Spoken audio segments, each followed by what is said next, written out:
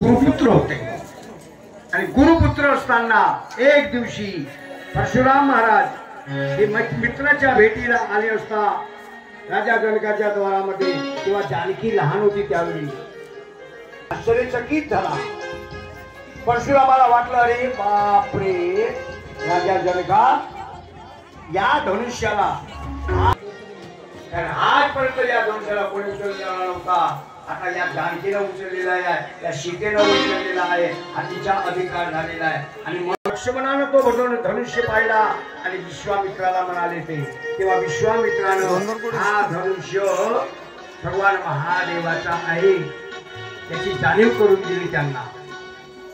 मग काय मग पण कोणता गर्जत तो राजा रावण मिथिलेच्या मार्गाने येऊन चालनामध्ये उमटलेला आहे।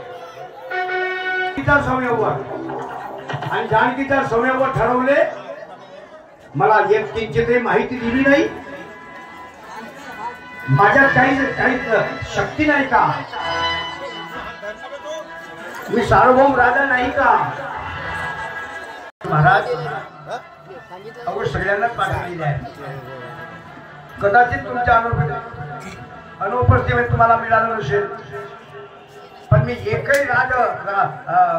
एकही कोरी ठेवली नाही। माझी एकुलती एक जानकी आहे आणि हिचं संयमवर या संयमवराकरता ह्या पत्रिका पाठवल्या आहेत। हा संयमवर नव्हे तर माझ्या जानकीच्या पतीची एक प्रकारे परीक्षाच आहे आणि या कारणास्तव मी 10 दिशेला याचं निमंत्रण दिलेलं आहे। मग ठीक आहे, रावण म्हणतो हे राजा जनका सांग म्हणे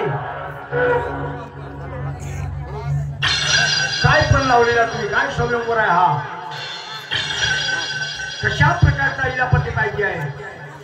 राजा जनक म्हणतो महाराजा रावणा अरे हा त्र्यंबक धनुष्य आहे आणि हा धनुष्य यावेळी या जानकीचा पती आणि ही आमची वाणी नाही तर ही एका महान अशा महात्म्याची वाणी आहे की जो जमदग्निपुत्र भगवान परशुराम